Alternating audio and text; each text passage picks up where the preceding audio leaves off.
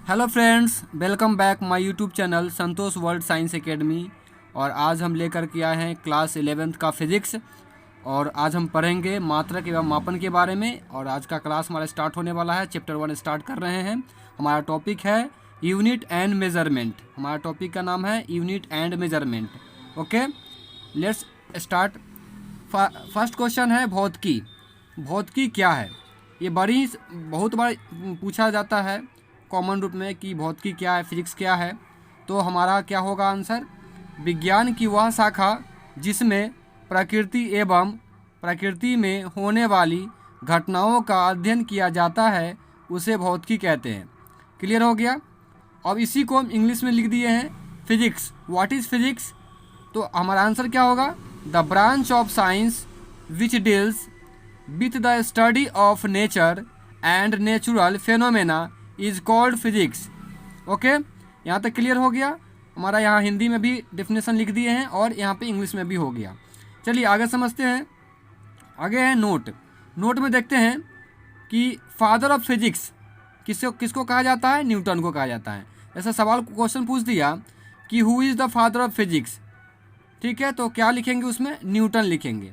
या लिख देंगे कि who is modern father of physics, तो आप क्या लिखेंगे? अल्बर्ट आइंस्टाइन लिखेंगे। ठीक है, यानी फिजिक्स के जनक किसको कहते हैं? न्यूटन को कहते हैं। और आधुनिक फिजिक्स के जनक किसे कहते हैं? तो अल्बर्ट आइंस्टाइन को कहते हैं। क्लियर हो गया? आगे देखते हैं नोट में। फिजिक्स ग्रीक शब्द है, फ्यूसिस से लिया गया है, जिसका अर्थ प्रकृति होता है। भौतिकी मूल रूप से क्या है? संस्कृत शब्द है, जिसका अर्थ भौतिक संसार दिया गया है। क्लियर हो गया? तो यहाँ तक क्लियर हो गया कि फिजिक्स कौन सी शब्द है। तो फिजिक्स जो है वह ग्रीक शब्द है और किससे लिया गया है? तो फ्यूसिस से लिया गया है। और फ्यूसिस का अर्थ क्या होता है? प्रकृति, मतलब नेचर होता है। और जो फिजिक्स है वह मूल रूप से संस्कृत शब्द है, जिसका अर्थ क्या होता है? भौतिक संसार होता है। क्लियर हो गया? और हमारा आगे का टॉपिक है भौतिक राशि। यहाँ से सवाल एग्जाम में उठाया जाता है कि भौतिक राशि से कई बार क्वेश्चन पूछा जाता है और पूछेगा भी। भौतिक राशि को बोलते हैं फिजिकल क्वांटिटी। क्या बोलते हैं? Physical quantity. तो चलिए इसको स्टार्ट करते हैं। चलिए, तो हम देख रहे हैं फिजिकल क्वांटिटी। फिजिकल क्वांटिटी क्या होता है? फिजिकल क्वांटिटी को हिंदी में बोलते हैं भौतिक राशि। क्लियर हो गया? अब यहाँ समझते हैं भौतिक राशि क्या है। तो वह राशि जो प्रत्यक्ष और अप्रत्यक्ष रूप से नापी जा सकती है भौतिक राशि कहलाती है। ठीक है, मतलब ऐसी राशियाँ जो प्रत्यक्ष और अप्रत्यक्ष रूप से नापी जा सके उससे हम क्या कहेंगे? भौतिक राशि कहेंगे। क्लियर हो गया? या आप ऐसे भी बोल सकते हैं कि ऐसी राशि जिसे परिमाण और मात्रक दोनों होता है भौतिक राशि कहलाती है। क्लियर हो गया? या आप ऐसे भी बोल सकते हैं कि ऐसी राशि जिसे मापा जा सकता है उसे हम क्या कहते हैं? भौतिक राशि कहते हैं। यहाँ तक क्लियर हो गया? अब आगे समझते हैं। चलिए अब फिजिकल क्वांटिटी का एग्जाम्पल समझ लेते हैं कि फिजिकल क्वांटिटी कौन कौन होगा। तो ये लंबाई, द्रव्यमान, समय, चाल, वेग, त्वरण, बल, कार्य, ऊर्जा, शक्ति, संवेग, आवेग, गुरुत्वीय त्वरण, विद्युत धारा, ये सभी जो है ये सभी फिजिकल क्वांटिटी है, भौतिक राशियां हैं। क्लियर हो गया? अब यहाँ समझ लेते हैं कि जो बच्चे इंग्लिश मीडियम पढ़ते हैं उनके लिए इंग्लिश में डिफिनेशन लिखना काफ़ी इसेंशियल हो जाता है। तो उनके लिए भी मैंने लिख दिया है फिजिकल क्वांटिटी, यानी व्हाट इज़ फिजिकल क्वांटिटी। ठीक है, तो फिजिकल क्वांटिटी को यहाँ पे देख लेते हैं। The quantity having magnitude and unit both called a physical quantity. या आप ऐसे भी कह सकते हैं कि यह quantity which can be measured called a physical quantity. Clear हो गया? चलिए, तो ये हो गया हमारा इंग्लिश में डिफिनेशन और हिंदी में मैंने पहले ही बता दिया है। अब आगे देख लेते हैं नोट को। नोट में हमने लिखा कि भौतिक राशियों की संख्या लगभग 700 से 800 तक होगी। क्लियर हो गया? यहाँ तक क्लियर? अब समझते हैं कि राशियाँ जो होती है, जो क्वांटिटी होती है वो कितने प्रकार की होती है। तो क्वांटिटी जो होती है वो 3 प्रकार की क्वांटिटी होती है। ठीक है, कितने प्रकार की? 3 प्रकार की। टाइप्स ऑफ क्वांटिटीज़, राशियों के प्रकार। तो हमने यहाँ पे लिखा राशियाँ 3 प्रकार की होती है। कितने प्रकार की? 3 प्रकार की। हमारा फर्स्ट राशि है फंडामेंटल क्वांटिटी। फंडामेंटल क्वांटिटी मूल राशि जिसे कहते हैं, या आप आधारी राशि भी कह सकते हैं। यहाँ तक क्लियर है बच्चों? चलो आगे बढ़ते हैं। चलिए, ये हो गया। हमारा दूसरा है दूसरा है ड्राइव्ड क्वांटिटी, ठीक है। दूसरा है हमारा ड्राइव्ड क्वांटिटी जिसको बोलते हैं व्युत्पन्न राशि। क्लियर हो गया, दूसरा व्युत्पन्न राशि हो गया। तीसरा है पूरक राशि या आप इसे सहायक राशि भी कह सकते हैं। पूरक राशि को इंग्लिश में बोलते हैं सप्लीमेंट्री क्वांटिटी। क्लियर हो गया, क्या बोलते हैं? Supplementary quantity. यहाँ तक क्लियर है बच्चों। अब आगे बढ़ते हैं। अब यहाँ पे देखते हैं कि जो भौतिक राशियाँ जो होती है, भौतिक राशियाँ वो दो प्रकार की होती है। क्लियर हो गया, आधारी राशि या आप इसे मूल राशियाँ भी कह सकते हैं, और दूसरा होता है व्युत्पन्न राशियाँ। क्लियर हो गया, भौतिक राशियाँ दो प्रकार की होती है, आधारी राशियाँ या मूल राशियाँ कह सकते हैं, और दूसरा होती है व्युत्पन्न राशियाँ। यहाँ तक क्लियर हो गया। अब इसके बारे में हम समझ लेते हैं एक एक करके कि आधारी राशियाँ क्या होती है, मूल राशियाँ क्या होती है, इन पर हम चर्चा करते हैं। चलो आगे समझते हैं आधारी राशियाँ क्या होती है। ठीक है, आधारी राशियाँ क्या होती है? तो वैसी राशियाँ जो स्वतंत्र मानी जाती है, मतलब इंडिपेंडेंट मानी जाती है, उसे हम बोलते हैं आधारी राशियाँ। क्लियर हो गया, वैसी राशियाँ जो स्वतंत्र मानी जाती है उसे हम आधारी राशियाँ कहते हैं। जैसे एग्जाम्पल, लंबाई, द्रव्यमान, समय, ताप, ये सभी क्या होगा? ये सभी हमारी आधारी राशियाँ हैं। क्लियर हो गया।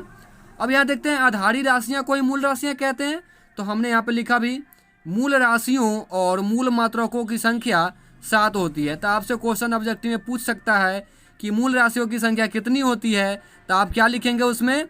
आपका आंसर होगा मूल राशियों की संख्या 7 होती है। या पूछेगा कि मूल मात्रकों की संख्या कितनी होती है, तो आप बोलेंगे मूल मात्रकों की संख्या 7 होती है। क्लियर हो गया। अब देख लेते हैं कि मूल राशियों की जो संख्या 7 होती है वो कौन कौन है। ठीक है, तो पहला है हमारा लंबाई, जिसको लेंथ बोलते हैं, और लंबाई को मीटर से मापते हैं, ये हमारा मात्रक हो गया, और इसको संक्षेप में एम लिखते हैं। क्लियर हो गया, संकेत में क्या लिखते हैं? एम लिखते हैं। दूसरा है हमारा द्रव्यमान, द्रव्यमान को मास बोलते हैं, और इसका जो मात्रक है मतलब यूनिट है वो किलोग्राम है, और इसको संकेत में क्या लिखते हैं? केजी लिखते हैं। केजी मतलब किलोग्राम। क्लियर हो गया। तीसरा है हमारा समय, समय मतलब टाइम। ठीक है, तो इसका मात्रक क्या हो जाएगा? इसका मात्रक हो जाएगा सेकेंड हो जाएगा। ठीक है, और इसका संकेत में क्या लिखेंगे?